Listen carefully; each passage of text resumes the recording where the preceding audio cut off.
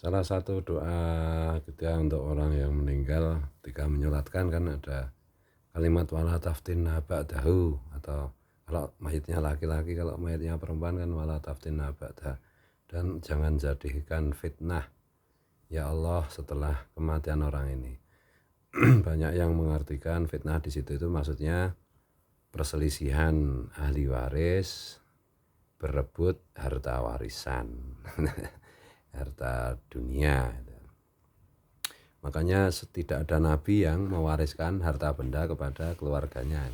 Setiap nabi yang wafat itu tidak meninggalkan warisan harta benda. Dan yang namanya harta warisan itu kan secara mudah bisa didefinisikan sebagai harta milik orang yang meninggal gitu, dan belum diberikan kepada siapapun. Itu namanya kan harta warisan. Jadi orang mati masih punya harta, terus mati, hartanya belum diberikan siapapun itu. Nah, kalau harta warisan kan harus dibagi sesuai dengan ilmu malwaris kan itu. Misalnya apakah seseorang itu dapat setengah atau seperempat atau seperenam atau seperdelapan sesuai dengan aturan pembagian warisan menurut agama masing-masing atau menurut peraturan negara masing-masing gitu.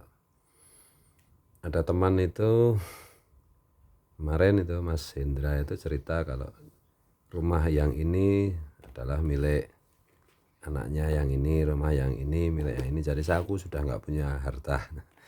Kemudian ada juga saudara itu Mbah almarhum Mbah Mul Jumangi panggilannya. Terus sebelum meninggal itu semua hartanya sudah dibagi-bagi pada anak-anaknya. Jadi terakhir beliau ikut anaknya yang bungsu gitu sampai meninggal 1, 2, 3 tahun itu. Begitu meninggal ya sudah nggak ada harta benda yang berarti yang diwariskan. Kalau orang itu masih hidup, masih sehat kan hartanya itu terserah mau diapain gitu, mau diberikan siapapun, mau dihibahkan atau dihadiahkan atau disumbangkan kepada siapapun kan ya terserah yang punya. Karena tidak ada aturannya, yang bikin aturan ya yang punya itu. Tapi kalau sudah meninggal ya harus dibagi sesuai dengan prosedur atau ilmu mengenai pembagian warisan.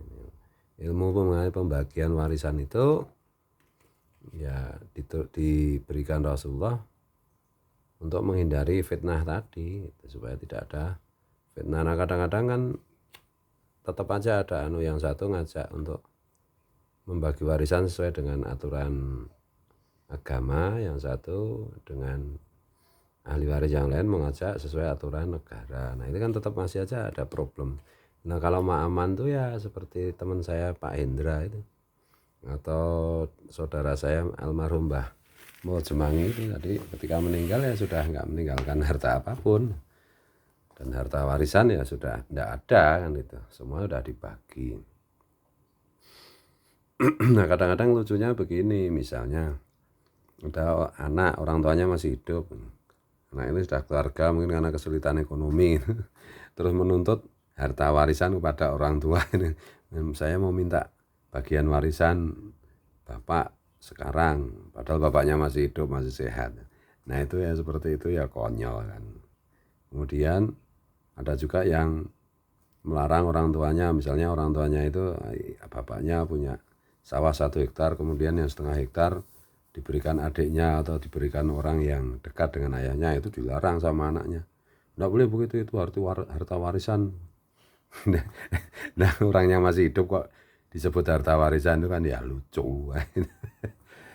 Nah, oleh karena itu kalau mungkin kita punya harta, kemudian itu sudah tua dan ada khawatiran anak-anak keluarga itu bisa bertengkar kalau kita meninggal gitu, kita tinggalkan itu terkait dengan harta warisan atau harta benda yang kita tinggalkan.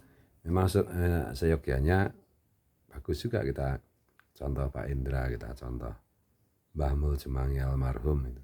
Saya bilang sama Pak Indra, loh Pak Indra malah itu mutabangah Rasul ya. Karena mutabangah para nabi dan rasul, karena nabi dan rasul itu nggak ada yang meninggalkan harta warisan itu secara signifikan, maksudnya ya. Kalau cuma pedang, kalau baju kan ya tidak signifikan. Kira-kira begitu.